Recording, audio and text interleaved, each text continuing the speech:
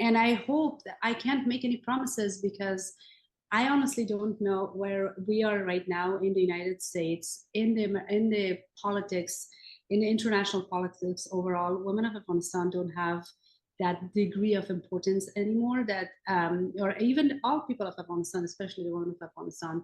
So making empty promises is not something that I would like to do. However, I do want to say that I am very, very proud of every single person, every single woman that is making it from dawn to dusk every day, and they're fighting for their future.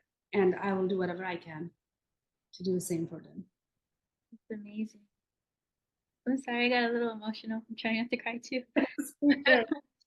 I know. That was amazing. Um, I think it's truly so important that we keep sharing these stories. I know a lot of women don't have, like you said, the access to use their voice the way that they'd like to.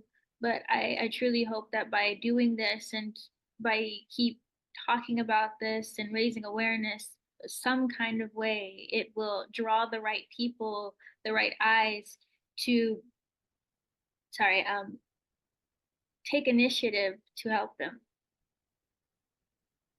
Sorry.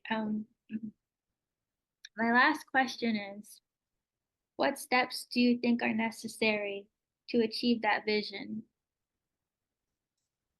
One thing that we're doing is giving voice to the women of Afghanistan to whatever platforms that we can, whether it's we have to fight this war on many different fronts. We have to fight it through social media. We have to fight it through arts and entertainment. We have to fight it through politics. We have to fight it through education system, through health system, because every single thing that has anything to do with a woman's well-being in Afghanistan right now is in danger. So talking about that, giving that, having that platform to talk about it, that's the first thing that is that we're already doing. And then aside from that, just a little step beyond that is how do we become, what kind of steps do we take to have more of a policy influence on our own government here in the United States, so that when the aid packages that are still being sent to Afghanistan, that they're not unconditional. And the biggest condition on that is the women's right to education, the women's right to careers, the women's right to at least have a decent job that they can make a living.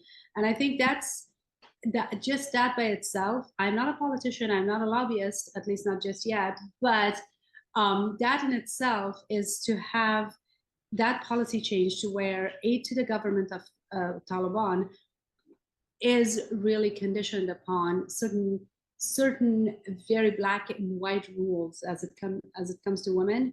That needs to be really pushed for through our representatives, state representatives. We have elections coming up. There's a lot of things we could do as American taxpayers and voters, that there are a lot of steps that we could take on that front as well. I agree. And something you said was, it really stood out to me. I realized that we do focus so much on the political aspect, but it is important to see women from Afghanistan in other fields. I think that definitely goes overlooked. Absolutely.